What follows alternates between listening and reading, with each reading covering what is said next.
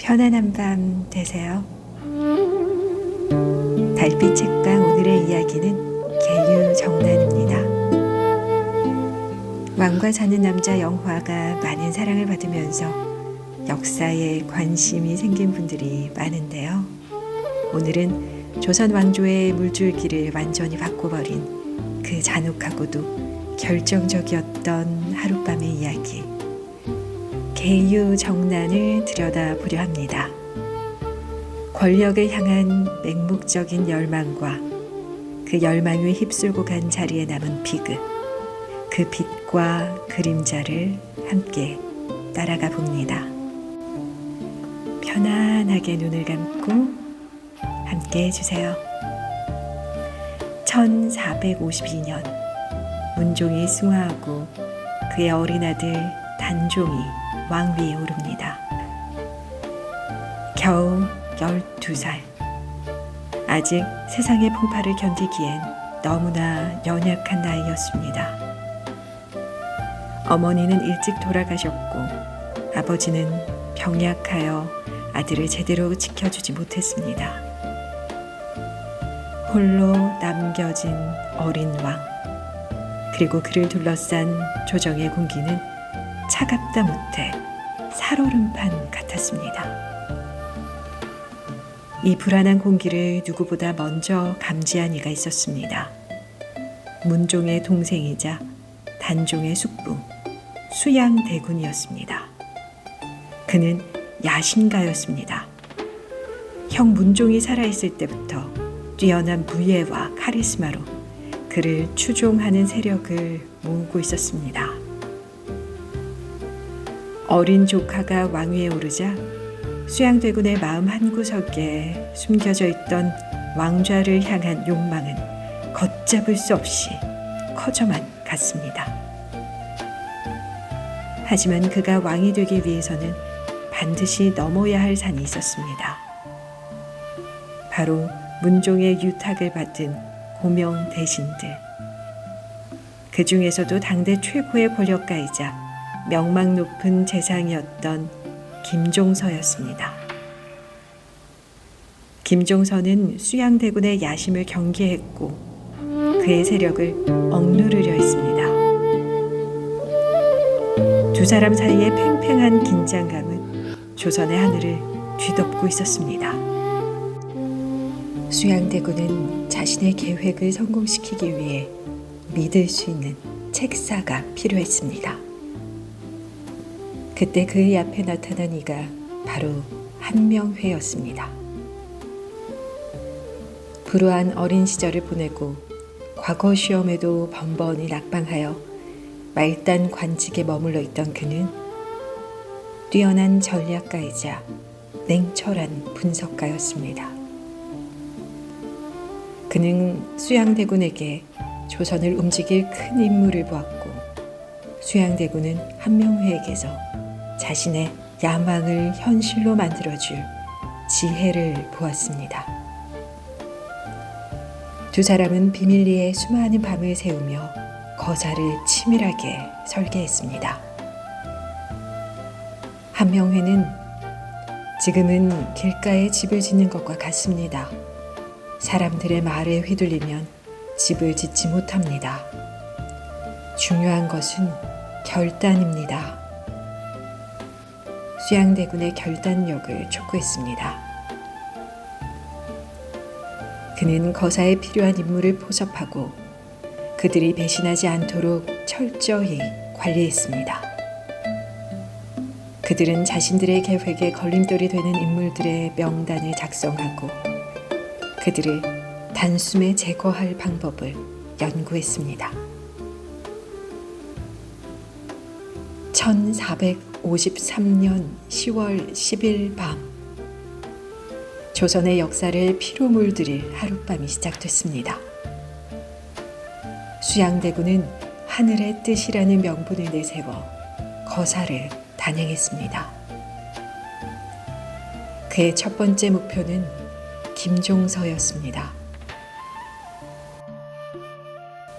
수양대군과 그의 무리는 야심한 시가 김종서의 집을 기습했습니다. 불시에 들이닥친 그들은 김종서와 그의 아들을 무참히 살해했습니다. 조선을 호령하던 거인은 그렇게 허무하게 쓰러졌습니다. 김종서를 제거한 후 한명회의 진가가 발휘됐습니다. 그는 미리 준비한 생살부, 즉 살릴 자와 죽일 자의 명단을 꺼내들었습니다. 그는 강료들을 궁으로 소환했습니다. 왕의 부름이라 믿고 궁으로 들어온 고명 대신들은 그들을 기다리고 있던 수양대군의 군사들에게 차례로 붙잡혀 살해당했습니다. 안평대군, 황보인, 조직관, 한 시대를 풍미했던 충신들이 단숨에 명단 위에서 사라졌습니다. 밤새도록 궁궐과 한양 시내는 붉은 피로 물들었습니다. 그 피비린내 속에 수양대군은 자신을 경계하던 모든 세력을 완벽하게 제거했습니다. 다음 날 아침 붉은 피로 물든 새벽이 밝았습니다. 하룻밤 사이에 조선의 권력은 완전히 바뀌어 있었습니다. 어린 왕 단종은 그 무참한 현장을 홀로 지켜봐야 했습니다. 그는 더는 왕이 아니었습니다.